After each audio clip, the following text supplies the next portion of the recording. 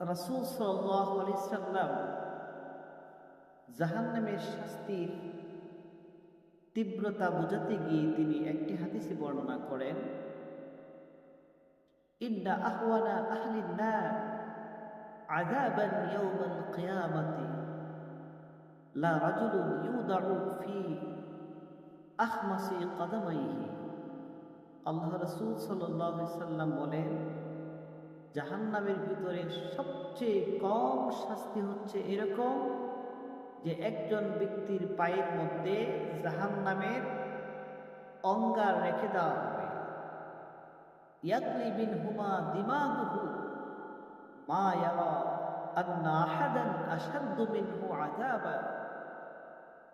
জাহান্নামের অঙ্গার তার পায়ের নিচে থাকার কারণে জাহান্নামের আগুনের তীব্রতায় তার মাথার মস্তক টগবগ করে ছিটতে থাকবে, আর সে মনে করবে তাকে বোধহয় সবচেয়ে বেশি শাস্তি দেওয়া হয়েছে। ওয়া ইন্নাহু লা আহওয়ানুহুম আযাবা। অথচ আল্লাহ রাসূল সাল্লাল্লাহু আলাইহি সাল্লাম বলেন তাকে সবচেয়ে কম শাস্তি দেওয়া হয়েছে। নাউযুবিল্লাহি মিন যালিক। প্রিয় হাজিরিন, জাহান্নামের কম শাস্তি যদি এমন হয়, এমন তীব্র যদি হয়, আর কম শাস্তি পেয়ে ওই জাহান্নামী বলবে তাকে মনে হয় সবচেয়ে বেশি শাস্তি দেওয়া হয়েছে।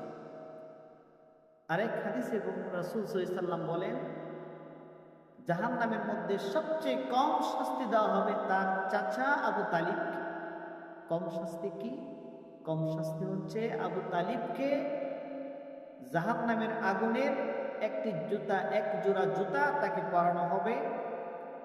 আগুনের জুতা, সেই আগুনের জুতা পরানোর কারণে আগুনের উত্তাপে, আগুনের তীব্রতায় তার মাথার মস্তকগুলো গলতে থাকবে, টগবগ করে ছিটতে থাকবে, আর সে মনে করবে আমাকে মনে হয় সবচেয়ে বেশি শাস্তি দেওয়া হয়েছে। নাউযুবিল্লাহি মিন যালিক। এই জন্য আমরা আল্লাহর কাছে সবসময় দোয়া করব, আল্লাহ তাআলা যেন আমাদেরকে জাহান্নামের ভয়াবহ সেই আযাব, সেই আগুন থেকে যেন রক্ষা করেন।